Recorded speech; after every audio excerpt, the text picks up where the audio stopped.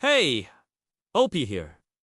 I'm actually curious. What does your HOA say about flamingos? Mine specifically says that they must be under 2 feet or under 3 feet if they're hollow. This one was clearly over 3 feet and solid metal.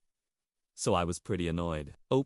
I'd be annoyed too. So, let's recap real quick. The OP posted about his neighbor's garden gnome, which was against the rules, but the HOA didn't do anything about it. So OP decided to make a little joke post about it on Reddit. And then some random guy from the HOA sent him a message basically saying that because OP called out the gnome, he's now officially on the naughty list, and he will be fined if he posts again. Then OP decided to call out the HOA president for having a giant pink flamingo in her yard, which was also against the rules. And then suddenly, she had a lot of company because all these other neighbors started posting pictures of their own giant non-compliant decorations. I don't know, OP. I kind of feel like this is one of those situations where you should have just let it go. Like the decorations aren't hurting anyone.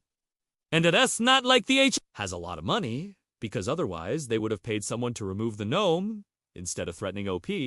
But OP didn't let it go. He decided to fight back. And I don't know, maybe this is just me, but I kind of feel like the neighborhood Facebook group was a little too much. I feel like the perfect revenge would have been to just reply to the HOA board member who said that OP was on the naughty list and say, actually, I've been thinking it over and I've decided to donate the gnome to the highest bidder at the next HOA fundraiser. It'll be the star of the silent auction. And then, at the next meeting, when everyone's trying to outbid each other to get the gnome, OP could just sit there with a big smug grin on his face.